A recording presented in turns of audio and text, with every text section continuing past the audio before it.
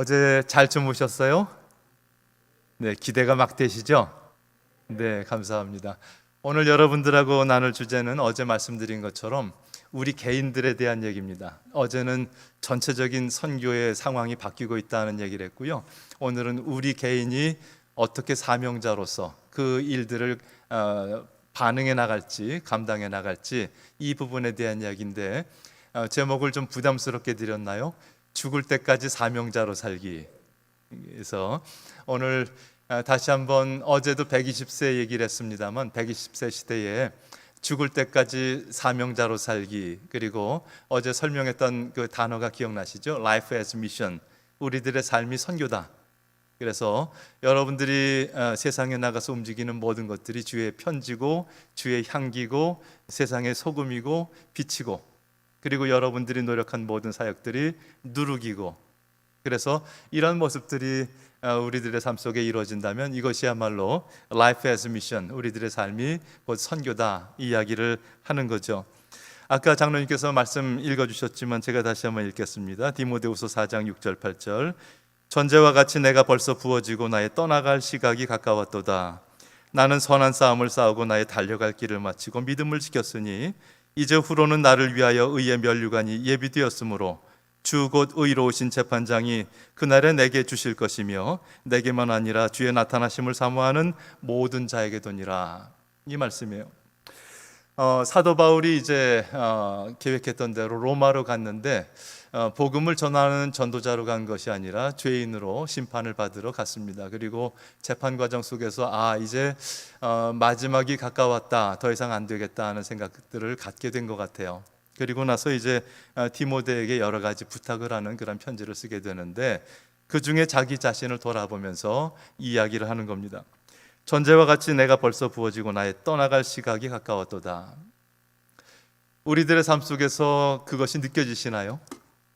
내가 지금 갈 때가 되어가는데, 뭐 이런 느낌. 우리들 삶 속에서 언제든지 주님이 불러가시면 갈 수 있다는 생각, 이것이 저 나름대로는 이런 이미지로 항상 살아요. 뭐냐면 태어날 때 모래 시계에 모래를 어느 정도 분량을 가지고 받아서 나온 것 같아요. 그리고 그 모래는 계속 떨어지고 있겠죠. 근데 이것이 얼마나 남았는지는 아무도 몰라요. 하나님만 보고 계시는 거죠. 근데 우리는 이 모래가 많이 남았을 거라고 생각하고, 그리고 천년 만년 살 것처럼 그렇게 살 때가 있어요. 근데 이게 마지막 거의 떨어져 가는 순간이라면 오늘 밤에 이게 다 떨어지고 나는 갈 거 아니에요? 이해되셔요? 그래서 여러분들이 이 모래에 대해서 한번 좀 생각을 해보시면 분명히 받아온 그 분량이 있을 것이고, 그것이 어떤 친구들에겐 태어나면서 가는 그런 우리가 이해할 수는 없지만 하나님께 가면 아마 이해가 될 수 있을 거다, 그런 생각을 하는데, 또 청소년 때 가기도 하고, 그러나 어떤 분은 100세 넘어서까지라도 모래가 아직 남아있기도 하고 그렇습니다.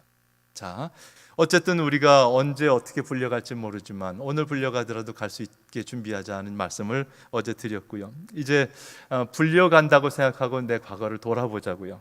내가 정말 선한 싸움을 싸우고 달려갈 길을 마치고 믿음을 지켰는가? 오늘 밤에 내가 불려간다고 했을 때 아멘 하나님, 내가 선한 싸움 다 싸웠습니다. 나 달려갈 길 마쳤습니다. 그리고 믿음을 지켰습니다.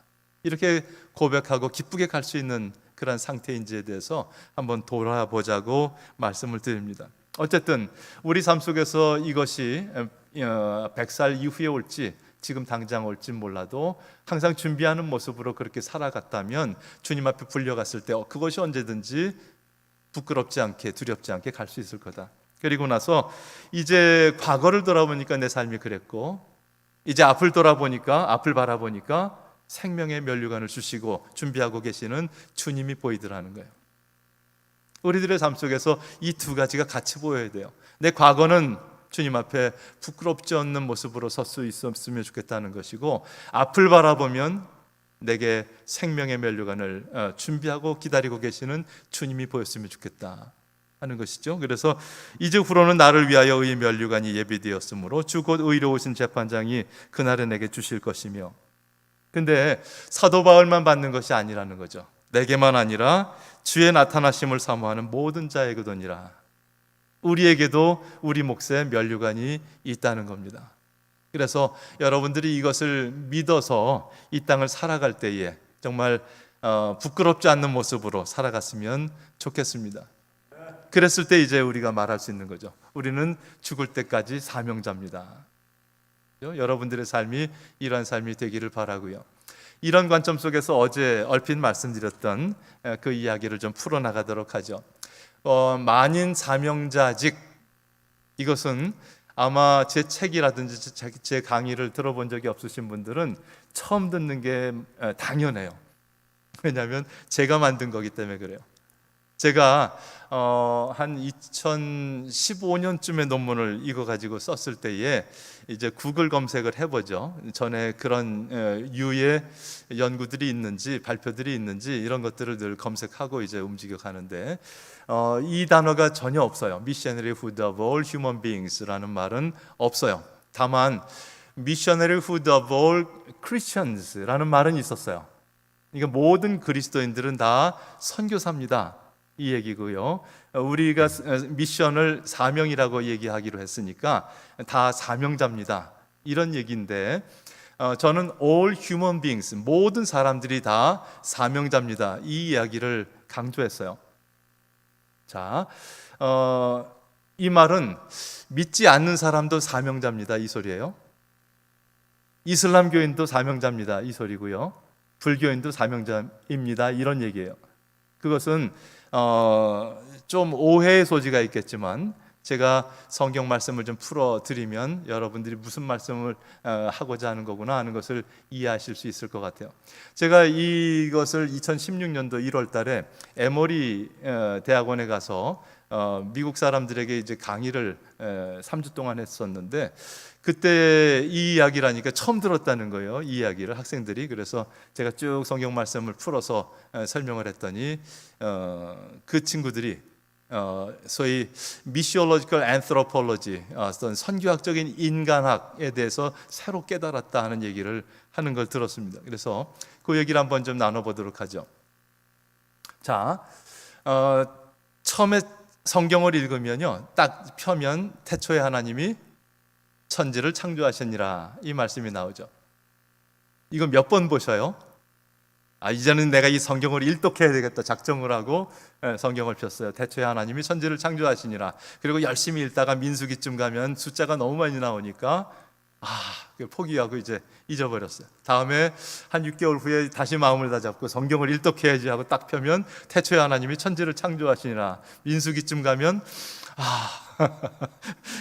이렇게 해서 제일 많이 보는 게 아마 태초에 하나님이 천지를 창조하시니라, 이 부분이 아닐까 하는 생각도 가져봐요. 자, 창세기 1장에 보니까 태초에 하나님이 천지를 창조하시니라 하는 이야기를 하시면서 10절, 12절, 18절, 21절, 25절 매날 하나님이 창조하신 것을 바라보시면서 하나님이 보시기에 좋았더라 하는 이야기를 하셨어요. 자, 그 후에 31절 마지막에 인간을 지으시고 추가로, 그리고 나서 하나님이 그 지으신 모든 것을 보시니 보시기에 어떻게 해요? 심히 좋았더라. 그래서 NIV 성경에서는 very good, 여러분들이 너무 잘 아는 구절이죠.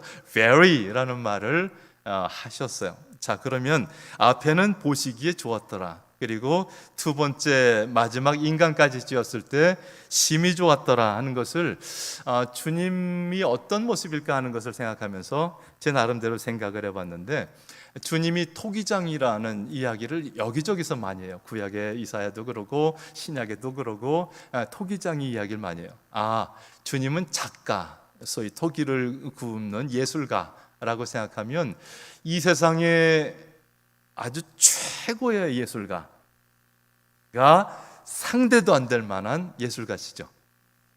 무슨 얘기인지 아시죠? 이 땅에 정말 미켈란젤로부터 시작해서 모든 예술가 중에 최고의 예술가도 상대가 안 될 만큼 전 우주를 창조하신 최고의 예술가, 그분이 그 마음속에서 예술 작품들을 지어나가시는 거예요. 그랬을 때에 처음에 이제 하나씩 지어나가면서 보시기에 좋았더라. 이건 어느 정도냐면 그분이 예술 어떤 그 작품전을 할 때에 걸릴 수 있을 만한 수준은 될 것 같아요. 무슨 상황인지. 자, 내가 이것을 대표작으로 얘기하고 싶은 그런 작품들이 계속 나올 때마다 마음에 흡족하신 거예요. 그것이 첫째 날, 둘째 날, 셋째 날, 넷째 날, 다섯째 날, 그리고 마지막 날, 정말 내가 작가로서 이 땅에 살아갈 동안에 정말 걸작품을 하나 만들고 싶은데, 불후의 명작을 만들고 싶은데, 그것을 향해서 집중하고 집중하다가 마음속에 심상의 귀한 작품이 떠올라가고, 그 작품을 만들기 위해서 가마솥을 데우고 열심히 빚어서 그 안에 불을 자기의 노하우를 다해서 부어내는 거죠. 근데 꺼내보니까 자기 마음에 그렇게 흡족하진 않아요. 첫째 날, 둘째 날 같기는 한데, 근데 내가 기대했던 그 마지막 작품이 아닌 거예요. 또 깨버리고 또 다음 작품을 빚어서 열심히 구워냈는데 또 보니까 흡족하지 않고, 또 깨고, 나는 그 작품을 만들 수 없는 존재인가에 대해서 회의감이 들 때쯤에 정말 심혈을 다해서 빚고 굽고 꺼냈을 때에 그것이 자기가 기대했던 것보다 훨씬 더 좋은 작품이 됐을 때, 그때 심히 좋았더라. 내 평생에 이런 작품을 만들다니. 이런 모습이라면 주님이 우리 인간을 지으셨을 때 그 작품은 걸작품 중에 결작품이라는 거예요. 안 믿어지시면 좌우에 계신 분을 감상을 해보시는 거예요. 이분이 하나님의 걸작품이라는데 한번 보십시오. 예, 당신은 하나님의 걸작품이십니다. 자, 보지도 않고 하셔요. 하나님이 정말 잘 지으신 분인데 보지도 않고 얘기를 하셔요. 자, 보시고 얘기하세요. 정말 하나님이 저렇게 지을 수가 없어요. 진짜 그 주름살도 아름답고요, 그 흰머리도 아름답고요, 그 굽은 목도 아름답고요. 예, 하나님은 그러한 우리를 지으셨다는 것 잊지 마시기를 바랍니다. 자, 하나님께서 그 지으신 것을 놓고 이런 표현을 또 하셔요. 하나님의 형상대로 우리 사람을 지으셨기 때문에 다른 피조물보다 훨씬 더 애착이 가는 거죠. 왜냐하면 자기의 피나 똑같아요, 그죠? 자기의 속성이, DNA가 우리 인간의 안에 들어있기 때문에 그래요. 이것을 성경 말씀 속에서는 이렇게 표현해요. 창세기 1장 26절에서 28절 보니까 하나님이 이르시되 우리의 형상을 따라 우리의 모양대로 우리가 사람을 만들고, 그랬더니 구약을 연구하는 많은 학자 중에 옛날 초기에는 이스라엘이 다신론이었다, 다신교였다, 이런 얘기도 하시는데, 저는 이 성경을 36권, 이제 66권 이렇게 하나님께서 맺어주시고 그 처음에 그 창세기를 넣었을 때에 하나님이 원하시는 것은 삼위일체 하나님이 표현되기를 원하셨을 거다, 전 그렇게 믿어요. 그래서 우리라는 표현 속에서는 삼위일체 하나님의 모습이 있었을 것이고, 요한복음의 처음에 태초에 말씀이 계시니라, 그 로고스가 그 아버지 하나님의 입에 담겨서 해가 있으라, 빛이 있으라 했던 그 로고스가 움직여 갔을 거고, 그리고 여호와의 신이 수면에 운행하셨던 성령의 움직임이 있었을 거다.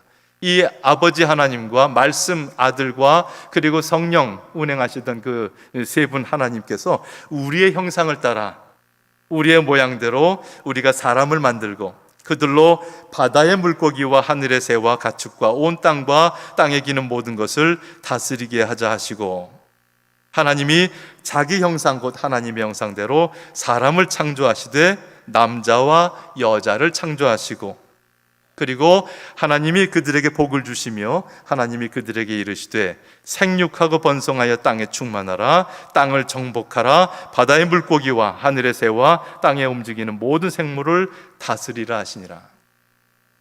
자, 하나님께서 분명히 남자와 여자를 같이 창조하셨다. 저는 이 구절을 너무 좋아해요. 창세기 2장 가면 남자의 갈비뼈를 가지고 여자를 만드셨다는 표현 속에서 여자가 더 열등한 거야, 이런 표현들도 하기도 했습니다만, 1장에 보면 분명히 남자와 여자를 동일한 하나님의 형상을 가진 존재로 지으셨고, 그 둘은 파트너다 하는 이야기를 강조하고 있습니다. 그리고 나서 말씀하시기를 그들에게 복을 주시며 미션, 사명을 주셨다. 이 땅에 생육하고 번성하여 땅에 충만하고 이 땅을 정복하라. 그랬더니 유럽 시절의 교회들이 잘못 이것을 읽어가지고 땅을 착취해도 되는 거야, 제3세계를 정복해도 되는 거야, 십자군이 가능한 거야, 이런 생각을 했을지 몰라도 지금 다시 하나님이 어떤 존재인가, 사랑의 존재라고, 하나님은 사랑이시니라, 이 고백을 한 후에 이 말씀을 보면 땅을 정복하라는 표현은 사랑으로 이 땅을 정복하라는 표현이고, 이 땅을 다스리라는 표현은 아버지가 다스리듯이, 어머니가 다스리듯이, 자녀를 다스리듯이 그렇게 다스리라는 이야기다 하는 것으로 요즘의 성경 말씀들을 해석하고 있습니다. 그리고 나서 바라보니까 이 땅의 미션을 수행하는 것이 축복이었다는 거예요. 이 땅에 생육하고 번성한 후에 이 땅을 청지기가 되어서 잘 다스려라. 내가 이 주인은 네가 아닌데, 분명히 아셔야 돼요, 그죠? 주인은 우리가 아니잖아요. 근데 아버지의 그 동산을 네가 다스려라 하고 우리에게 청지기 직분을 주신 것은, 이것은 축복이라는 거예요.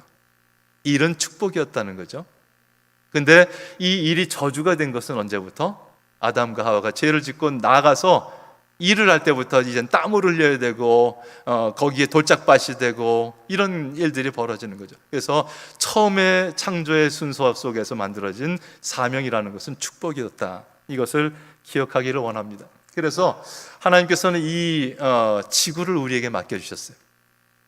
그 이후에 뭐 수금지, 화, 목토, 천해명, 또 은하계, 뭐 대우주, 이거는 네가 알 바 아니고 너는 이 지구만 책임져라. 우리는 좀 겸손할 필요가 있어요. 모르는 건 모른다고 할 필요가 있고, 우리가 할 수 있는 것에 대해서 맡겨진 것은 하면 돼요. 그래서 사도 바울이 이제 베드로에게 너는 나를 따르라 했더니 옆에 있는 사랑하는 제자 바라보면서 저 사람은 어떻게 되겠습니까? 그건 네가 알 바 아니고 너는 나를 따르라. 그래서 우리가 모르는 건 모르는 걸로 하고 하라는 것만 하면 되는 거죠. 그래서 이 지구를 너희들이 책임지고 청지기가 되어라 했던 말씀을 기억해야 될 줄 압니다. 이 과정 속에서 바라보니까 영어가 있어요. 아이고 부담스럽네, 그죠? Reawakening the cultural mandate in the Great Commission 이라는 표현이 나와요. 이 표현 속에서 보면 소위 cultural mandate라는 표현은 문화명령이라는 표현이에요. 우리가 번역을 그렇게 쓰거든요. 문화명령은 너희는 가서 모든 나라와 민족을 제자 삼으라 하는 Great Commission과 같이 연결해서 봐야 된다는 거예요. 가서 모든 나라와 민족을 제자 삼으라, 그 얘기만 자꾸 할 필요가 이제 할 것이 아니라 플러스 태초에 주어졌던 명령, 그것은 보다 포괄적인 명령이고 뜻이 하늘에서 이루어진 것처럼 이 땅에서 그대로 사람들만 아니라 피조물까지, 하나님의 산과 바다와 모든 물고기와 이 땅의 동물들까지, 흐르는 공기까지 다 너희들이 책임져야 된다는 문화명령과 연결해서 봐야 된다는 거죠. 그래서 우리가 이 관점 속에서 바라보고 나니까 소위 이사야가 외쳤던 것처럼 사자와 어린 양이 함께 뛰놀고 독사굴에 손을 넘어도 물지 않는 그 세상, 새하늘과 새 땅이 올 것이다 하는 그 이야기가 이해가 되고요. 그리고 마지막 요한계시록에서 새하늘과 새 땅은 어떤 모습일까 하는 것에 대해서 짐작이 되더라는 거죠. 자, 여기까지는 정말 휘황찬란해요. 우리 사람들이 거의 하나님의 형상을 가지고 이 땅 모든 것을 다스리는 청지기의 직분을 축복으로 받았구나. 여기까지는 정말 대단한데, 너무도 아쉽게도 창세기 3장 넘어가면 그 먹지 말라는 선악과 먹고 쫓겨나고 하나님과 멀어지는 인간의 모습이 계속 이어지죠. 자, 우리가 이 두 번째 단계를 잊어버리면 안 된다는 거예요. 우리는 죄인이라는 거예요. 우리는 하나님의 명령을 거역한 존재라는 거예요. 우리는 우리 힘으로 하나님께 나아갈 수 없는 존재라는 거예요. 은혜가 아니면, 주님의 십자가가 아니면 이 계곡을 건널 수 없는 존재라는 것을 인식하는 것이 중요하다는 거죠. 그래서 첫 번째 우리가 사명자로 세우심을 받았을 때 너무도 그 휘황찬란한 모습이지만 두 번째 꼭 기억할 것은 우리는 그럼에도 불구하고 죄인이다 하는 사실을 잊지 말자는 거죠.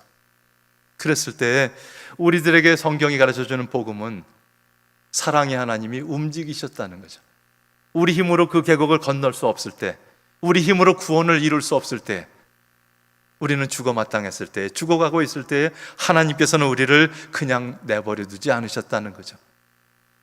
이게 복음입니다. 이게 기쁨이고, 그래서 성경은 구약과 신약 모두 속에서 기쁜 이야기를 하고 있는 거예요. 자, 우리가 하나님은 사랑이시라 그랬어요. 하나님을 어떤 표현을 가지고 설명할 수 있을까? 사실 사랑이라는 표현도 부적절할 수 있어요. 아니, 부족해요. 그죠? 부족해요. 자, 하나님이 어떤 존재인가요? 떨기나무에서 모세가 그 하나님 야훼를 만났어요. 사실 구약의 야훼라고 우리가 발음을 쓰고 있지만 여호와라고, 그러나 실제로는 모음이 없어요. 들리셨어요? 들리셨으면 헛들으셨어요. 전 발음을 안 했거든요. 하나님은 발음을 할 수 없는 존재예요. 그래서 떨기나무에서 미션을 받고 사명을 받고 그리고 이스라엘 백성에게 가야 되는데, 그때 모세가 물어봐요. 내가 누구를 만났다고 얘기를 하면 되겠습니까?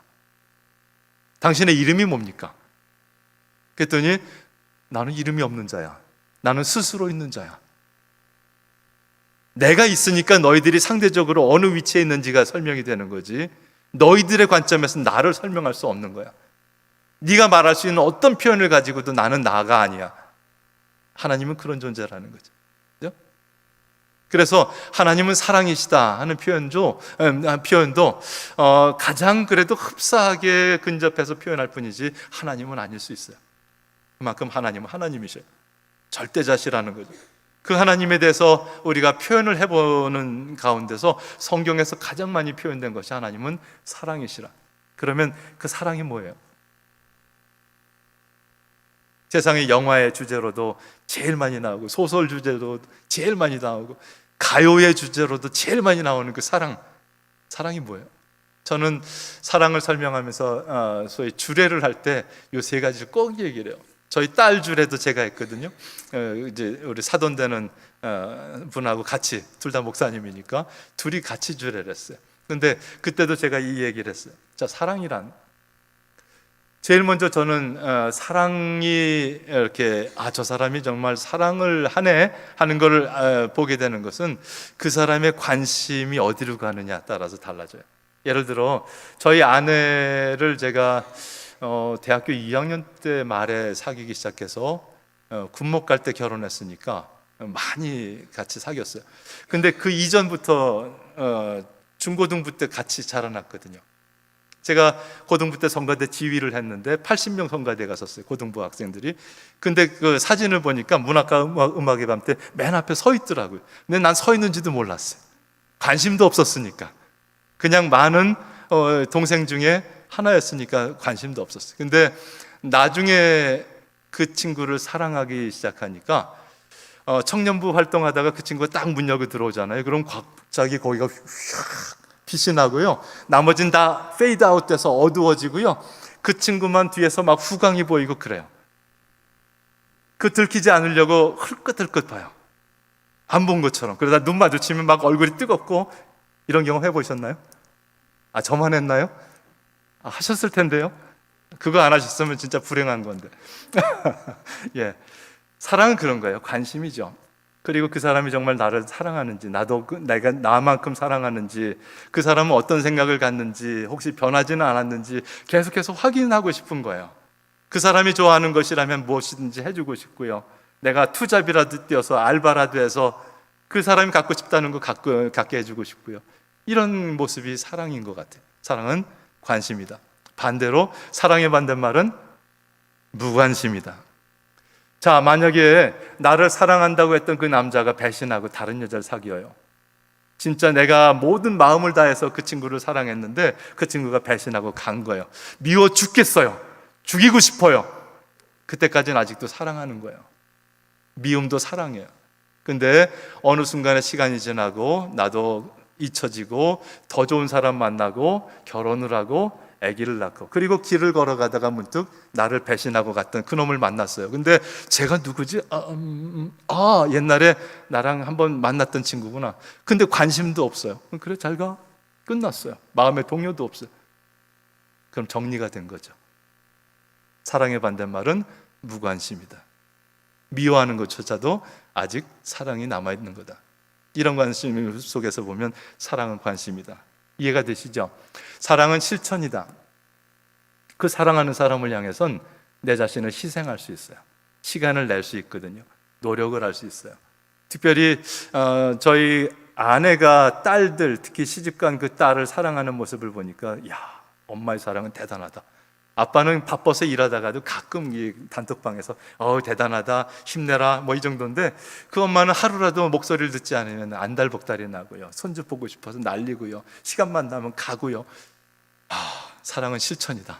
그럼 나는 사랑하지 않는 건가? 이런 생각을 가질 정도로 부모님의 사랑, 특히 어머니의 사랑을 보니까 하나님의 사랑에 약간의 끄트머리가 남아있는 것 같아요. 저것을 사랑이라고 하는 거구나. 그죠? 그리고 사랑은 의지다. 한번 사랑한다고 하고 변하면 그건 사랑이 아니죠. 그래서 결혼할 땐 제가 늘 그래요. 지금은 객관적으로 예뻐 보이고 멋있어 보이고 젊어 보이고 다 그래요. 근데 이 사람이 상대편이 치매가 걸리고 또 불구가 돼서 눕고 등창이 생기고 그래도 사랑할 수 있어야 된다. 그게 사랑이다. 사랑은 의지다. 신실하신 하나님은 한 번도 우리를 사랑하시는 그 사랑을 배반해 본 적이 없어요. 우리는 배반했을지 몰라도 신실하신 하나님은 사랑의 원형이신 그분은 절대로 배반한 적이 없어요. 그리고 그 끄트머리를 바라보는 것이 부모님들의 사랑이죠. 자, 그렇다면 반대로 우리가 생각해 봅니다. 우리는 하나님을 얼마나 관심할까? 하나님은 우리를 그렇게 관심하시는데 하나님을 우리는 얼마나 시도 때도 없이 관심하고 있을까? 하나님을 향해서 얼마나 우리가 우리 자신을 내어드리고 있을까? 그리고 그것이 한 번도 변하지 않았을까? 그러고 보면 우리는 죄인이 맞아요. 우리는 그런 적이 별로 없거든요. 이렇게 예배 나올 때나 관심하지 또 우리가 또 혈기 부릴 땐 다 잊어버리거든요. 자, 어쨌든 하나님은 이런 분이시다 하는 얘기를 하고자 하는 거예요. 그리고 나서 구약의 하나님을 보니까 구약의 하나님도 사랑의 하나님이다. 제가 81학번이거든요. 감리교신학대학교 들어갔을 때 민영진 교수님이라는 구약 교수님이 참신하게 우리에게 가르쳐 주셨는데 그때 지금도 잊지 않는 것은 구약의 하나님은 사랑의 하나님이십니다. 그래서 저는 고등부 때부터 배웠던 것은 구약의 하나님은 정의의 하나님, 신약의 하나님은 사랑의 하나님, 이렇게 이미지를 갖고 있었거든요. 율법을 어기면 징벌을 하시는 하나님, 이런 분으로 이해를 했었는데 구약의 하나님이 사랑의 하나님이시라는 거예요. 그리고 그분이 풀어주시는데 제가 구약을 다시 봤어요. 자, 아담과 하와가 죄를 저질렀어요. 그리고 그 동산에서 머물 수 없는 그런 상황이 됐어요. 아버지께서는 그 아픔을 가지고 아담과 하와를 내보내시는데 어떻게? 가죽옷을 지어 입히셨다. 그 아담과 하와가 내가 나가야 되는 것에 대해서는 어쩔 수 없는데 그러나 그 나가는 자식 같은 그 사람들을 바라보면서 행여나 추울까봐 가시에 찢길까봐 가죽옷을 지어 입히셨다. 느낌 아시죠? 자, 그 아들 중에 가인이라는 아들이 아벨을 쳐 죽이잖아요. 생명이 하나님께 있는데 그 생명을 인간이 취하는 엄청난 반역을 저지른 거잖아요. 죽어 마땅한 존재잖아요. 근데 이 가인이 하나님께 가서 살려달라고 외치니까 하나님께서 내가 너를 지키겠다. 너를 해하는 자를 내가 7배를 갚겠다. 가인을 향해서 보호자를 선언하시는 거예요. 이게 가능해? 부모조차도 이해가 안 되는, 부모님의 사랑조차도 감당이 안 되는 아버지 하나님의 사랑. 그의 자녀들이 죄악의 관영에서 하나님을 관심하지도 않고 자기 뜻대로 살아갈 때에 하나님께서 인간 지으신 것을 후회하시고 물로 없애려고 하시다가도 한 번 더 희망을 가져보자. 그래서 노아를 택하셔서 방주를 지으시는 그분. 근데 그의 자녀들이 또 죄악의 관영에서 이 땅에서 하나님을 관심하지도 않을 때에 다시 아브라함을 불러서 또 약속의 민족을 시작하고 구원의 첫 어떤 씨앗을 만들어 보고자 하는 그 몸부림, 왜 하나님은 계속 그렇게 인간에 대해서 관심하시는가? 인간은 하나님을 찬양하지도 않고 관심하지도 않고 하나님을 향해서 희생하지도 않고, 그럼에도 불구하고 계속 사랑하시는 그분, 구약의 하나님은 사랑의 하나님이시다. 그래서 저는 구약의 하나님을 짝사랑하시는 하나님, 그렇게 표현해 봤어요. 맞죠? 인간은 하나님을 사랑도 안 하고 배반하고 다른 만몬을 찾아서 가는데, 하나님은 혼자서 짝사랑하시는 거예요. 마음만 상처받으시고 더 이상 하나님을 상처받지 않도록 하십시다. 아멘. 예, 구약의 하나님처럼 그렇게 그렇게 상처를 받으셨는데 그분이 또 일을 저지르셔요. 신약에 오니까 자기 독생자까지 주시는 거예요. 하나님이 세상을 이처럼 사랑하사 독생자를 주셨으니 이는 그를 믿는 자마다 멸망하지 않고 영생을 얻게 하려 하심이라. 탕자와 같이 나가 있는 그 아들을 향해서 동구 밖에서 기다리다가 거지가 다 돼서 냄새나는 모습으로 돌아올 때에 먼 발치에서 바라보고 달려가서 끌어안고 내 아들이다 선언했던 그분처럼 누구든지 믿고 돌아오기만 하면 내가 내 자녀라고 인정해 주겠다는 거예요. 그죠? 이 바보 같은 사랑이 어디 있는 거예요? 저는 그 부분에 대해서 당시에 초대교회 교부들, 이런 분들, 또 교리사, 이런 부분들을 보다 보니까 이런 얘기들이 나와요. 신이 인간이 됐다는 그 얘기를 복음을 접한 히랍 사람들조차도 이해가 안 되는 거예요. 어떻게 절대가 상대 안으로 들어올 수 있어요? 어떻게 영원히 시간 안으로, 흘러갈 시간 안으로 들어올 수가 있나요? 어떻게 거룩하신 그분이 죄된 인간의 모습을 입나요? 무한하신 그분이 어떻게 한계 있는 인간이 될 수 있나요? 그래서 그분들이 아무리 생각해도 이해가 안 되니까 고안했던 방법은 가현설, 가짜로 현현하셨을 거야, 진짜로 오지는 않았을 거야, 우리 눈에 영화처럼 그렇게 보여지고 인간처럼 왔다 갔다 하고 그리고 십자가에서 아프고 그리고 올라갔는데 그거는 가짜야. 어떻게 진짜 하나님이 인간이 되셔? 가현설로밖에 설명할 수가 없었어요. 반대로 유대인들이 복음을 들었을 때 그때 그들은 얘기해요. 어떻게 야훼가, 발음할 수도 없는 그분이 어떻게 인간이 돼? 그래서 에비온, 조금 부족하다는 표현이에요. 여호와의 신이 그에게 임해서 뭔가 신적인 역할을 했을 수는 있어. 그러나 그가 야훼는 아니야. 좀 부족한 존재지 라고 얘기를 했어요. 이해되세요? 하나님의 절대성을 생각하니까 이게 불가능한 얘기예요. 근데 초대교회는 양쪽을 다 이단이라고 정리하고 참 하나님이 참 인간이 되셨다고 얘기해요. 그럼 어떻게 해요? 하고 물어보면 몰라요. 다만 사랑에는 불가능이 없어요. 사랑은 역설이에요. 이성 갖고 설명할 수 있는 게 아니잖아요. 왜 희생을 해요? 사랑은 그런 거예요. 바보 같은 사랑을 하셨다는 거예요.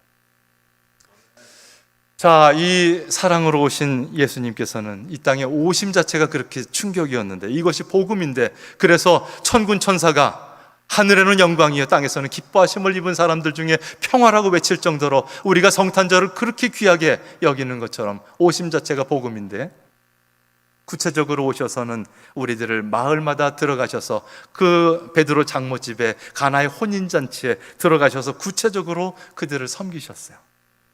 삭개오의 집에도 가시고 세리 마태의 집에도 가시고, 그리고는 가서 말씀으로 섬기시는 거죠.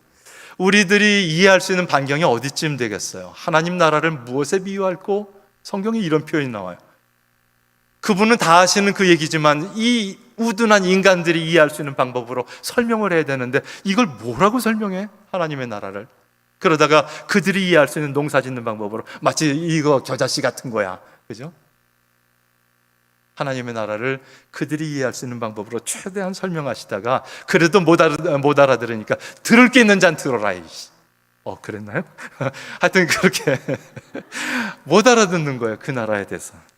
어쨌든 그러다 그가 구체적으로 내가 길이요 진리요 생명임을 삶으로 보여주는 건데, 친구를 위해서 목숨을 버리면 이에서도 큰 사랑이 없지만, 그러나 나는 나를 배역한 원수를 위해서 목숨을 버리노라. 드디어 주님께서 말씀하신 사랑의 진수를 보여주셨어요. 십자가를 통해서 섬기셨다. 그리고 죽었으면 제자들이 문을 닫아 걸고 숨은 것으로 끝났을 것이고, 엠마오로 내려가던 제자들은 그냥 내려갔을 거고, 디베리아 바닷가에서 어부 일로 돌아갔을 사람들은 그냥 거기서 어부가 됐을 텐데, 부활하신 주님이 제자들 숨어 있는 곳에 문을 열고 들어가셨고, 엠마오 제자들에게 같이 걸어가 주셨고, 그리고 어부로 간 제자들 옆에서 숯불을 구워서 먹을 것을 준비해 주셨고, 부활을 통해서 섬기셨다. 그분이 올라가셨으면 그것으로 끝나느냐? 아니다. 내 영을 다시 부어줄 텐데, 성령이 너에게 임하시면 너희가 권능을 받고 힘 있는 사람이 되어서 내 사명을 감당할 거다.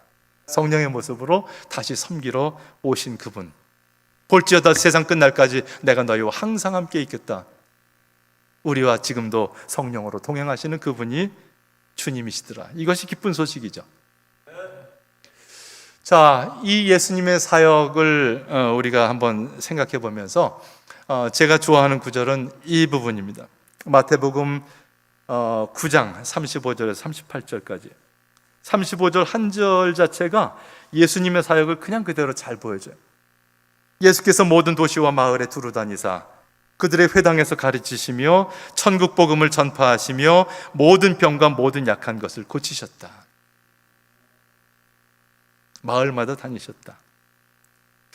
요한웨슬리 목사님을 한번 그려보실래요? 말 타시고 모든 도시와 마을에 두루 가셔서 그들의 곳곳에서 가르치시고 설교하시고, 또 아픈 자들 고치시고 약한 것들 일으키시고 속회를 만들어주시고, 요한웨슬리 목사님이야말로 예수님의 동선을 가장 잘 따라다니신 분 같아요.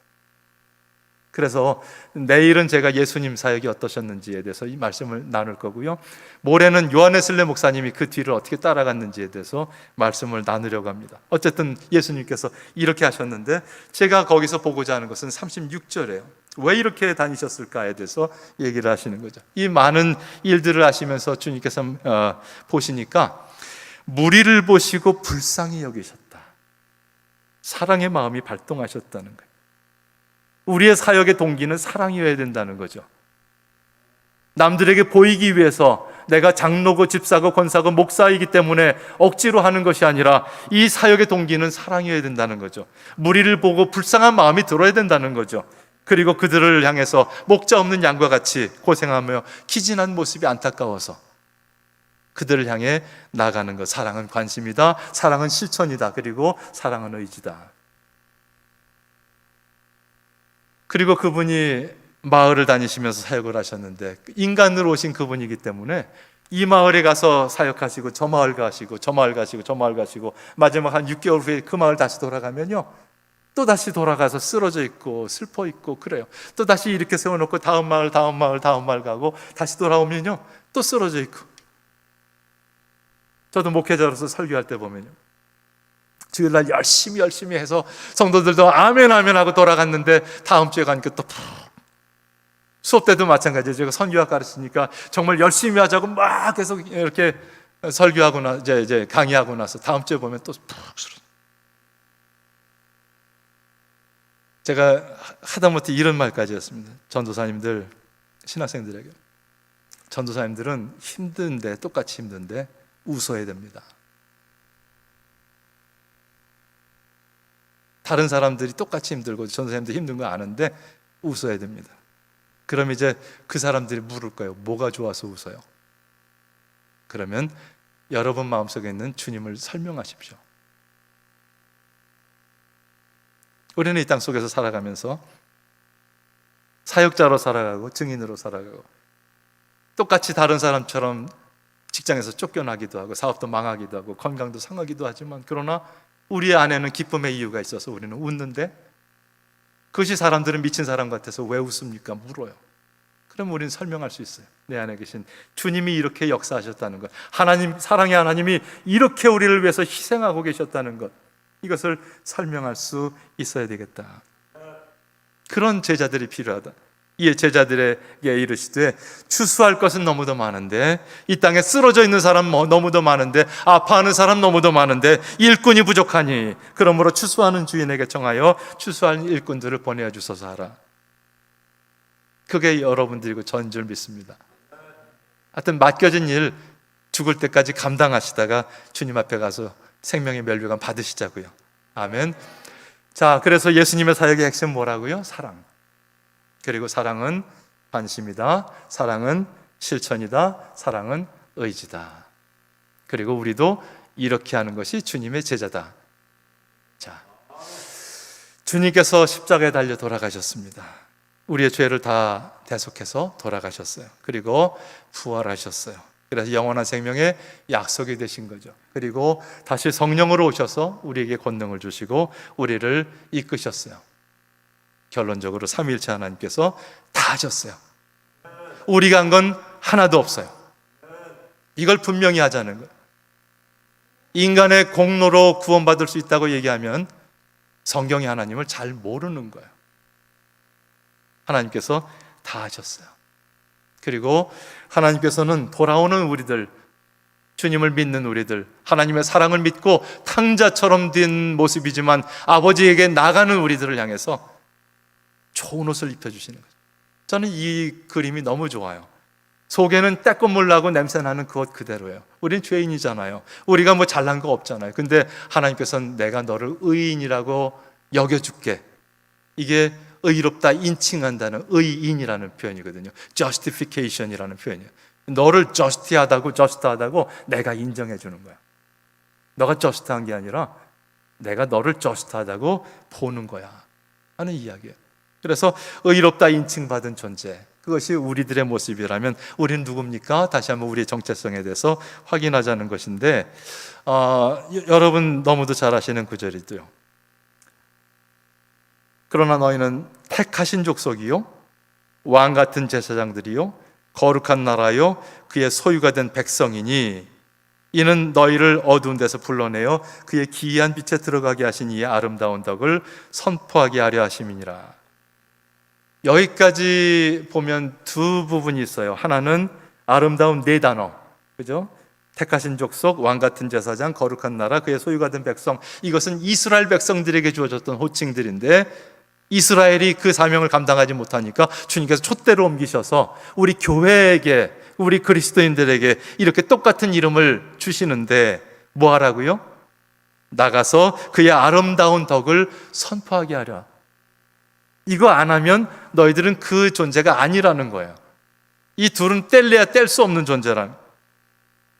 그리고 그래도 못 알아들을까 봐 10절을 또 설명해 줘요. 너희는 전에 백성이 아니었다니까. 근데 이제 하나님의 은혜로 백성이 되었어. 전에는 너희들이 긍휼을 얻지 못할 상황이었다니까. 근데 이제 십자가로 너희가 긍휼을 얻은 자가 된 거야. 이렇게 만든 하나님의 아름다운 덕을 나가서 선포해라. 이것이 우리들에게 맡겨진 사명이라고 믿습니다. 주님께서 우리들에게 이렇게 초대한다는 것은요, 그냥 우리가 봐드려서 주님의 일 감당하는 일이 아니에요. 여러분, 이제는 너희를 종이라 하지 않겠으니 친구라. 주님께서 말씀하셔요. 이게 될 법이나 하는 얘기입니까? 절대자 하나님, 그분이 우리로 하여금 친구라고. 이는 너희에게 모든 것을 알게 했기 때문이라. 주님께서 우리들에게 성경을 통해서 우리들이 알만한 것들을 다 가르쳐 주신 후에 너희는 이제 내 친구야. 친구라는 말은 어떤 상태입니까? 이 하나님의 나라가 이 땅에 이루어지는 일에 대해서 같이 의논하는 대상이라는 거예요. 전에 종은 그냥 가, 그럼 가고 뭐 했는지도 모르지만 명령만 지키면 되지만, 친구라는 말은 하나님의 그 나라에 대해서 하나님 어떻게 하면 좋죠? 제가 뭘 하면 좋죠? 우리 교회를 어떻게 끌면 좋죠? 우리 여성교회는 어떻게 데리고 가면 좋겠죠? 주님과 대화하는 존재가 됐다는 거예요. 이 사랑하는 사역으로 초대받았다는 것은 처음으로 창세기로 돌아갔을 때에 하나님의 형상을 입은 그 모습 그대로 우리들에게 아름다운 축복이라는 사실을 기억하시기 바랍니다. 그 은혜 자리의 극적인 장면이 요한복음 21장 15절 17절이잖아요. 디베랴 바닷가로 주님께서 가셔서 오른편에 그물을 던져봐라. 그리고 153마리가 잡히고 그 주님인 줄 알아보게 된 후에 뛰어내려갔더니 주님께서 숯불을 펴놓고 음식을 준비해 놓고 있더라. 정말 부끄러워서 주님 배반하고 다 포기하고 자기 원래 일로 돌아갔는데 찾아오신 주님, 나를 관심하시는 주님, 그분을 향해서 말도 못하고 있는데 묻잖아요. 네가 나를 사랑하느냐? 다른 거 안 물으셨어요? 네가 사역 감당할 수 있는 능력이 있느냐? 이것도 안 물으셨어요. 앞으로 내 계획이 뭐냐? 묻지도 않으셨어요. 나를 사랑하느냐? 나를 관심하느냐? 나를 위해서 희생할 수 있느냐? 그리고 나를 위해서 배반하지 않을 수 있느냐? 3번을 부르신 후에 내 양을 먹이라, 내 양을 치라, 내 양을 먹이라 말씀하셨어요. 우리들이 주님과의 관계는 사랑의 관계입니다. 주님이 우리를 사랑하셨듯이 우리도 주님 사랑합니다. 그럼 주님께서 말씀하셔요. 너희가 나를 사랑하면 내 말을 지킬 것이다. 이것은 의무가 아니라 내 아내가 원하는 것을 내가 해주고 싶듯이 사랑하면 내 주님이 원하시는 것을 해드리고 싶은 것이 사랑이잖아요. 그 마음이 생기지 않으면, 그 행동이 일어나지 않으면 그것은 죽은 믿음이잖아요. 이 얘기를 하는 거예요. 그 사랑하냐고 물으셨던 주님께서 이제 사랑의 기반을 놓고, 그러면 내가 너에게 원하는 것이 있다. 내가 이루어야 될 프로젝트의 마지막 끝, 요한계시록까지 가야 될 마지막 끝, 이 땅에 하나님의 나라가 이루어질 그 일을 위해서 그러므로 너희는 가서 모든 나라 민족을 제자로 삼고 아버지와 아들과 성령의 이름으로 세례를 베풀고 내가 너희에게 분부한 모든 것을 가르쳐 지키게 해줄래? 말씀하시는 거예요. 제가 주님 사랑한다고 했잖아요. 하실 수 있죠? 네. 내 힘으로는 못해요. 근데 볼지어다 내가 세상 끝날까지 성령의 모습으로 너희와 함께 가고, 사도행전 1장 8절 성령이 너희에게 임하시면 너희가 권능을 받을 거야. 이 부분이 우리가 연계해서 이해하시면, 내 힘으로 하라는 것이 아니구나. 내 안에 성령께서 하시도록 내 자신을 내어드리기만 하면 되는 거구나. 그죠? 그러면 내 안에서 성령께서 나를 끌고 가실 것인데, 이제는 내 정신으로 사는 사람이 아니라 그리스도의 영, 그리스도의 정신, 성령의 정신으로 사는 사람이 되면 되는 거구나. 이 자리에 오신 분들은 여러분이 원해서 오신 건 아니겠죠. 여러분 속에 계신 성령께서 가고 싶은 마음을 들게 하시고, 그리고 여러분들을 여기로 데려오신 줄 믿습니다. 온라인으로 클릭하고 지금 열심히 듣고 계신 분들도 마찬가지. 연속극 안 들으시고 그거 듣고 계시잖아요. 이건 진짜예요. 성령께서 클릭하게 하신 거예요. 자, 제가 여러분들에게 조금 더 말씀을 나누기 위해서 마태, 마가, 누가, 요한의 부활하신 주님이 어떻게 말씀을 주셨는지를 같이 보려고 그래요. 마가복음도 부활하신 주님이 이 말씀을 하셨어요. 마가복음 16장 15절 18절 또 이르시되 너희는 온 천하에 다니며 만민에게 복음을 전파하라. 똑같은 얘기가 마가복음에도 있어요. 믿고 세례를 받은 사람은 구원을 얻을 것이요 믿지 아니하는 사람은 정죄를 받으리라. 너희들이 전파한 그대로 그 말씀을 받은 사람은 구원받을 것이고 받지 않은 사람은 구원받지 않을 거다. 여러분의 역할이 얼마나 큰지에 대해서 이야기를 하고 있는 거예요. 그리고 17절 믿는 사람에게는 이런 표적이 따르리니, 성령이 임하시면 권능이 임한다고 했는데 구체적으로 이렇게 표현했는데, 곧 그들이 내 이름으로 귀신을 내어 쫓으며 새 방언을 말하며 뱀을 집어 올리며 무슨 독을 맞을지라도 해를 받지 아니하며 병든 사람에게 손을 얹은 즉 나으리라. 이 권능이 제자들에게 주어졌다는 거예요.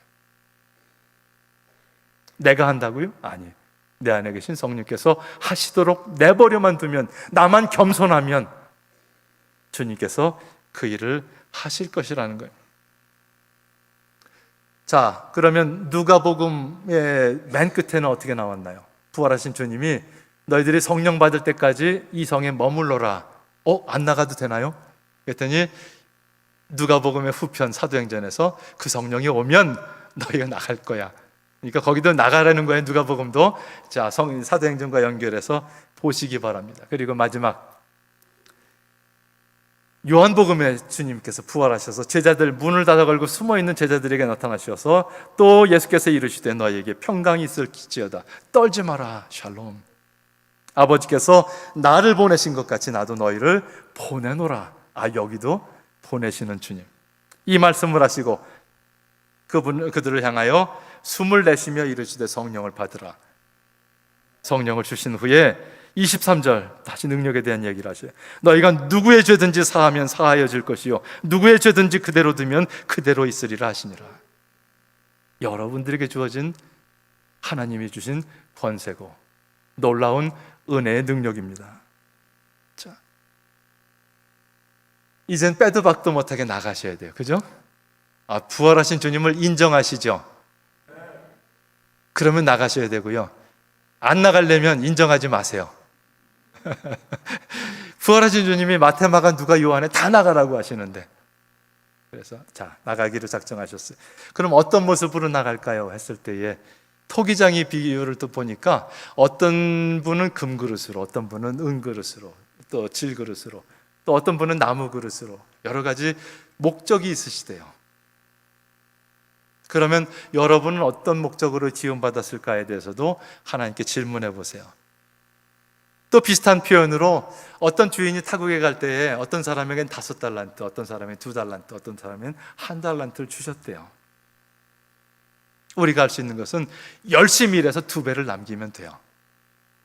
다른 거 묻지 마세요. 왜 나를 5달란트 안 주고 2달란트 줬습니까? 그렇게 했잖아요. 1달란트 받은 사람이. 나도 5달란트 받았으면 투자 좀 하고 뭔가 남겼을 텐데 1달란트 받았고 이거 갖고 뭐 하려고 하는 겁니까? 묻어두었다가 혼나요. 그래서 여러분들이 받은 만큼 절대로 거기에 대해서 컴플레인 하지 마시고요. 그냥 열심히 일해서 2배를 남기시면 돼요. 또한 주님께서 성경에서 보니까 은사 얘기를 하셔요. 가르치는 은사, 섬기는 은사, 방언의 은사, 예언의 은사, 치유의 은사. 성경의 은사 중에 한 25가지를 정리해서 은사 검사도 해요. 저도 이제 선교훈련원에서 은사 검사지도 활용하고 내게 받은 은사가 어떤 것인지 한 3개 정도 가장 중요한 것을 놓고 그것이 어떻게 엮어져서 내 사역이 되는지도 돌아보게 도와드려요. 그만큼 이 은사가 내게 덧붙여진다는 거예요. 누가 주신다고요? 성령께서 주신다. 자, 그 다음에 열매예요. 성령의 열매. 그래서 여러분들이 아는 9가지 열매가 맺혀져요. 누가 주신다고요? 성령께서 주신다고요. 그래서 여러분들이 주님의 일을 감당할 때에 특혜가 너무도 많아요. 받은 은혜가 너무도 많아요. 앞으로 기대할 것들이 너무도 많아요. 이것이 우리들 복된 제자의 길이다. 그리고 나서 부탁합니다. 이제 너희들에게 맡겨진 일들이 하나씩 있을 거야. 쉽진 않을지도 몰라. 십자가 같을지도 몰라. 내가 먼저 지고 갈게. 그리고 너희들도 누구든지 나를 따라오려거든 자기를 부인하고 자기 일 너무 앞세우지 말고 자기에게 맡겨진 그 미션, 사명, 십자가를 지고 그리고 나를 좀 쫓아줘라. 네가 나를 사랑하니 그러면 좀 따라와 줘라. 주님께서 부탁의 말씀을 주시는 거죠. 이런 관점 속에서 우리 모두는 사명자라는 거예요. 근데 믿는 자만이 사명자가 아니라 언제도요, 죄인 되었을 때도 우리는 사명자였어요. 빛이 세상에 오는데 빛으로 오는 사람이 있고 어둠이 줘서 숨는 사람이 있을 뿐이지 그도 사명자예요. 사명을 거부했을 뿐이에요. 가룟 유다처럼 거부할 수도 있어요. 그러나 그는 어머니 뱃속에서 지으셨을 때 하나님은 그 아버지의 책에 너는 이런 사람이 되어라 다 기록했다고 시편에서 얘기를 해요. 그거를 순종하는 사람이 있고 거부하는 사람이 있을 뿐이에요. 그러면 믿지 않는 사람들에게 뭐라고 전도하면 돼요? 너도 하나님이 지으셨어요. 당신도 하나님의 사명이 있어요. 우리 하나님을 지으신 분을 인정하고 돌아와서 같이 사명 감당하십시다. 이게 전도의 이야기잖아요. 우리 모두는 믿는 자나 믿지 않는 자나 하나님이 주셨다면 다 사명자다. 이것이 만인 사명자직의 골자입니다. 그러니까 이제 이단이 아니죠, 제가? 네. 믿지 않는 사람도 사명자다. 그들이 사명 감당하도록 깨우치는 사명을 우리에게 주셨다. 자, 그래서 우리 모두는 죽을 때까지 사명자라는 말씀 꼭 기억하시기 바라고요. 여기에 대해서 조금 더 궁금하시면 제 책을 좀 보셔요. 예수님처럼 사역하라 하는 앞쪽에 만인 사명자직에 대해서 성경 구절부터 다 이제 잘 써 있고요. 또 그 사명자가 사명 감당하기 위해서 하나님의 음성 듣기 12가지도 제가 잘 설명해 놨고요. 또 사역하는 방법에 대해서도 여러분들에게 맞게 설명을 잘 하고 있어요. 한번 보시고 여러분들에게 합당하시면 그대로 한번 만들어 보시면 좋겠습니다. 또 하나 이제 후반전으로 가서 한 10분 남았는데 여러분들하고 좀 기억할 것은 The third age of life, 우리들의 삶 속에서 세 번째 단계가 있다 하는 이야기에 대해서 한번 좀 생각을 같이 해보셨으면 좋겠어요. 자, We are all human, living human beings. 우리들은 살아있는 인간인데 just at different stages of life. 우리들의 삶 속에서 스테이지가 다를 뿐이에요. 어머니 뱃속에 서 있는 스테이지가 있고요. 또 으앙 하고 나온 스테이지가 있고요. 우리 손주가 요즘에 걷기 시작했어요. 자, 걷는 스테이지가 있고 또 청소년이 되고 청년이 되고 장년이 되고 그리고 나이 드시는 스테이지가 있을 뿐이에요. 우리는 다 인간이고 하나님의 사명을 감당하고 있어요. 자, 이걸 이해하는 것이 너무도 중요한데 또 하나 재밌는 표현이 있어서 제가 여러분들하고 공유합니다. The four stages of life. 우리들의 삶 속에서는 4단계가 있는데요. 첫 번째 단계, You believe in Santa Claus. 산타클로스 할아버지를 믿는 단계. 두 번째는 You don't believe in Santa Claus. 산타클로스 할아버지가 어디 있어? 하고 믿지 않는 단계. 청소년 때 그랬잖아요. 세 번째, You are Santa Claus. 아빠가 돼가지고 몰래 아이들 양말에다가 선물 집어넣는 단계. 그리고 네 번째 단계는 You look like Santa Claus. 진짜 할아버지처럼 되는 단계. 맞죠? 여러분은 어떤 단계? 우리 손 목사님은 You are Santa Claus, 그죠? 아직 look like Santa Claus는 아니고 You are Santa Claus. 예. 우리는 그런 단계를 이야기할 수 있다. 또 하나 재밌는 그림이 있어서 넘겨보면 한 마을에서 풍선 갖고 같이 자라났어요. 그러다가 청소년이 되면서 사랑하게 됐어요. 그리고 결혼을 했죠. 그리고 나이 들었어요. 그리고 누가 먼저 간 것 같습니까? 아내가 먼저 간 것 같아요. 그리고 남편도 가죠. 그림이 안 보이나요? 제 얼굴 때문에? 어쨌든 이런 그림들을 놓고 보면 우리는 단계가 있구나. 그리고 지금 어느 단계쯤 가고 있는 것인지, 그리고 그걸 슬퍼하거나 노여할 필요도 없어요. 우리는 그렇게 살아갈 거고 어차피 언젠가 끝이 있고 하나님께 나갈 그때가 있다는 거죠. 자, 그랬을 때 요거를 좀 염두에 뒀으면 좋겠습니다. 첫 번째는요, 수렵 시대나 농업 시대 때 보면 childhood, 어릴 때부터 어른이 돼서도 같이 아빠 도와서 농사 짓다가 그 다음에 쇠하면 돌아가셨어요. 아무 단계도 없어요. 그냥 어릴 때 아빠 일하다가 또 내가 아빠가 되고 그리고 죽는 거예요. 그러다가 서구에서부터 시작돼서 조금 그 교육이라는 것, 소위 초등학문을 배우고 그 다음에는 일에서 평생 대장장이면 대장장이, 공장이면 공장 일하다가 쇠하면 돌아가시는 거였어요. 그다가 세 번째쯤 오니까 소위 서구에서부터 은퇴, retire라는 이야기가 생기고, 그래서 퇴직한 후에는 은퇴금을 가지고 남은 여생을 leisure, 즐기면서 살았던 그런 단계가 있어요. 근데 역사상 없었던 4단계가 생겨났는데 이것이 교육을 받고 일을 한 후에 그 다음에 retire하기 중간에 분홍색 색깔이 생겼다는 거예요. 제 사진이 혹시 화면에 있으면 살짝 빼주셔 보세요. 그 그림이 보여야 되니까. 보시면 이 단계에서 여러분들이 생각할 수 있는 것은 30년 정도 교육을 하고요, 30년 정도 일을 해요. 그럼 60대잖아요. 그 다음에 은퇴를 해요. 은퇴한 후에 다시 몇 년이 될지 몰라도 세 번째 단계를 살아요. 그리고 마지막 순간에 네 번째 단계 잠깐 있다가 가시는 거예요. 그러면 첫 번째 단계는 뭐예요? 교육하면서 나를 준비하는 시간이고, 두 번째 단계는 교육한 대로 일하는 시간인데, 세 번째 단계는 다시 재교육을 해요. 변한 세상에 대해서 자격증도 새로 따고 또 평생교육원도 가고 그다음에 다시 거기에 맞춰서 일을 하고, 그러나 이게 녹색처럼 그렇게 죽어라가 일하진 않고요. 자녀들도 대학 보내고 또 시집장가 보내고, 그리고 내가 즐기면서 리타이어하는 모습으로 일을 해요. 그러다가 마지막 진짜로 쉬고 가게 되는 건데요. 역사상 정말 처음으로, 그리고 의무는 줄고 건강과 활력은 계속되는 단계. 여러분들이 입시 때까지만 해도 어디 못 떠나시잖아요. 그냥 아이들 좋은 대학 보내느라고. 근데 그거 다 이제 의무 다 하고, 그리고 나서 아직 건강한 거예요. 70이 돼도 아직 쌩쌩하시고 막 짐 가서 뭐 역기를 들고, 그죠? 그 다음에 이걸 몇 살쯤 했을까 했을 때, 저도 아까 지난번에 어제도 얘기했지만 50살에서 75세라고 제가 처음 썼어요. 근데 어제 수정한 거예요. 90세라고 해야 되나?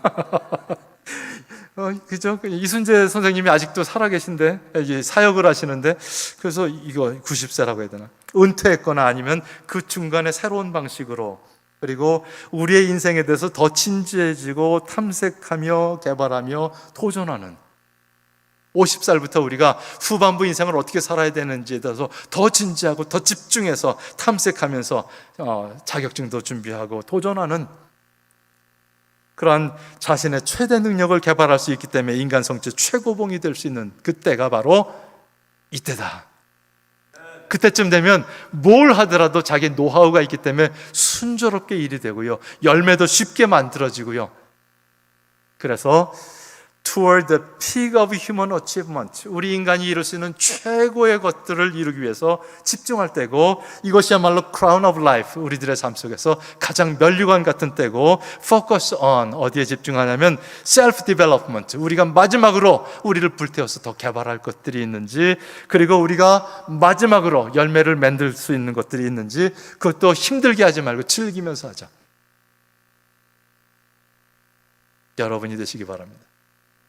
그리고 손 목사님은 이런 때를 대비해서 60세까지는 열심히 일하시고요, 녹색, 그리고 이제 이런 모습들에 대해서 한번 집중할 때가 곧 온다. 그럼 무엇을 위해서 이 일을 할까? 무엇을 위해서 이 최고의 열매들을 거둬들이게 할까? 바로 하나님의 사역을 위해서. 지금까지는 바빠서 60대까지는 먹고 사는 일에 더 많은 시간을 들였다면, 이제 시집장가 보내고 나머지 60 주님께서 주신다면, 아니면 80 주신다면 그 안에 뭘 할까에 대해서 생각할 때 더 집중할 것은 하나님의 부르심, 주님이 원하시는 일, 여기에 집중할 수 있어야 되겠다는 거죠. 그 이야기들은 어제 다 했습니다. 이런 일들이 여러분 앞에 기다리고 있다는 얘기를 했습니다. 그래서 궁금하시면 다시 보셔요. 그리고 어제 못 들어오셨으면 다시 보셔서 이것들이 무엇인지를 이해하시면 됩니다. 그러면 여러분들이 혼자 못하면 여성교회가, 남성교회가, 청장년이, 청년부가 같이 할 수도 있고요, 또 아현중앙교회가 같이 힘있게 갈 수도 있고요, 이런 모습이 될 줄 믿습니다. 이제 29분인데요 그래도 제게 5분 더 시간 주시면 마저 마치기를 원합니다. 이 땅에 세 종류의 사람이 있을 것 같아요.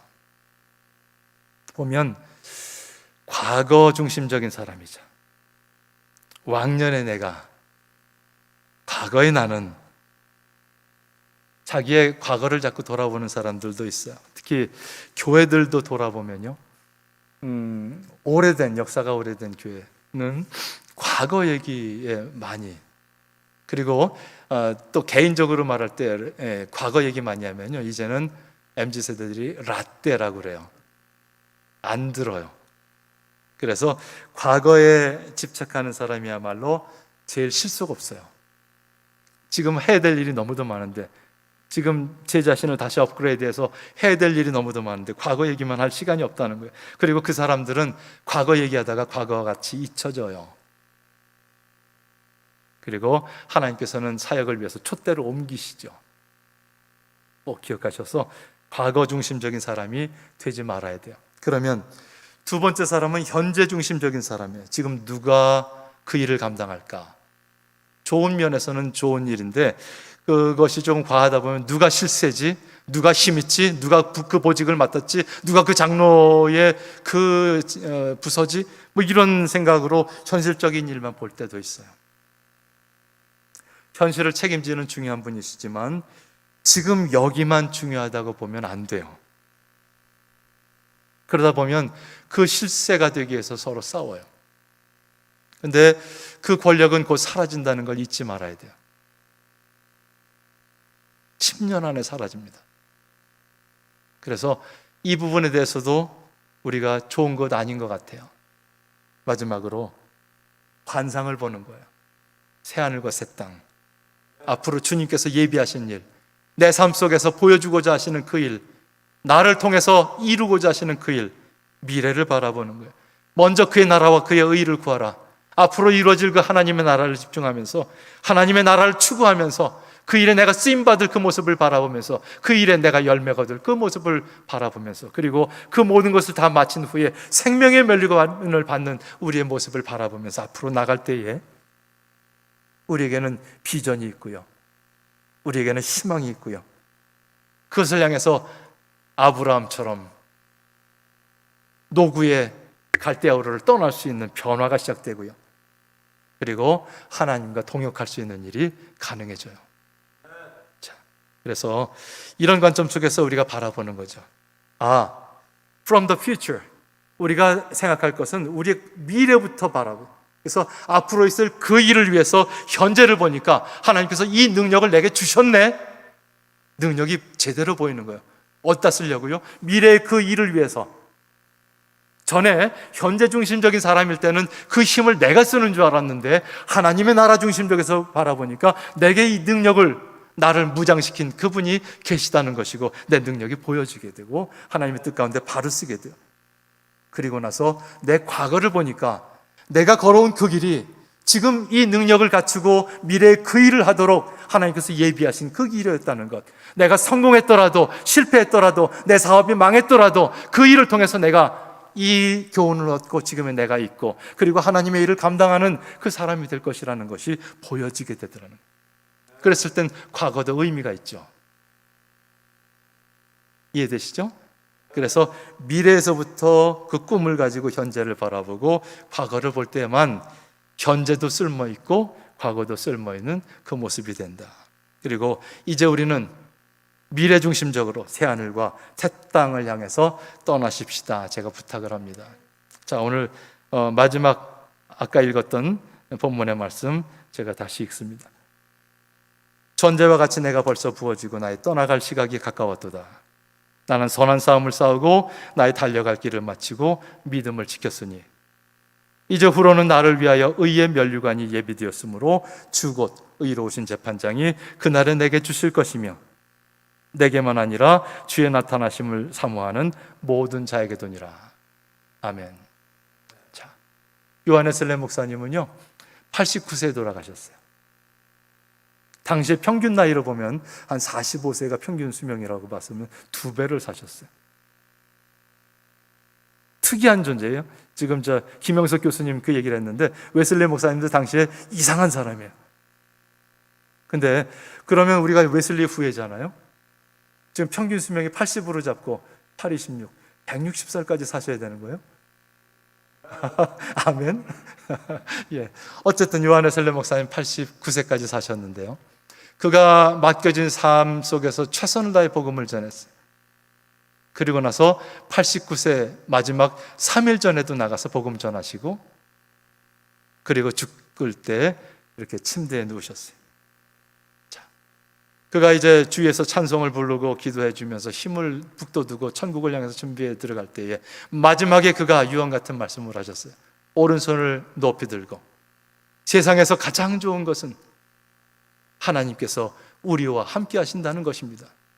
다시 한번 있는 힘을 다해서 목소리를 높여서 두 번째, 세상에서 가장 좋은 것은 하나님께서 우리와 함께 하신다는 것입니다.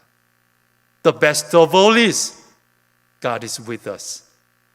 주님께서 마지막 유언을 하셨다는 거예요. 그래서 저는 이 유언을 제 마지막 유언처럼 가지려고요. 웨슬리언이잖아요. 그러니까 웨슬리처럼 그 유언을 준비하고, 제가 이렇게 준비하는 이유는요, 저 유언을 하기 위해서는 웨슬리처럼 끝까지 사명을 감당해야 돼요. 그래야 죽을 때 저 얘기를 할 수 있잖아요. 중간에 배신하면요, 중간에 은퇴하면요, 저희 유언을 할 수가 없어요. 죽기 전까지 전도하고 돌아오신 분만 저 이야기를 할 수 있기 때문에, 저도 저 유언을 제 유언으로 놓고 있는 이상 끝까지 사명을 감당할 것 같아요. 그리고 한국말 하는 주위 사람들, 내가 죽기 전에 이렇게 눈 딱 봐서 한국말 하는 사람들이 앉아있으면 세상에서 제일 좋은 것은 한국말로 할 거고요, 또 영어권에서 내가 죽으면요, The best of all is God is with us, 이렇게 하고 죽으려고요. 둘 다 외워두세요. 여러분의 유언도 이 유언이 되시기를 바랍니다. 자, 진짜 마칩니다. 120세까지 사명 완수를 위해서는요, 종아리 근육도 필요하고요, 허벅지 근육도 필요하고요, 잘 무장하셔서 끝까지 사명의 걸음을 늦추지 마시기 바랍니다. 저와 여러분 주님께서 쓰시기를 주의 이름으로 축원합니다. 아멘. 기도하시겠습니다. 하나님 아버지, 감사합니다. 주님께서 오늘 죽을 때까지 사명자의 삶을 살기 위해서 말씀을 풀어 저희들에게 들려주신 줄 믿습니다.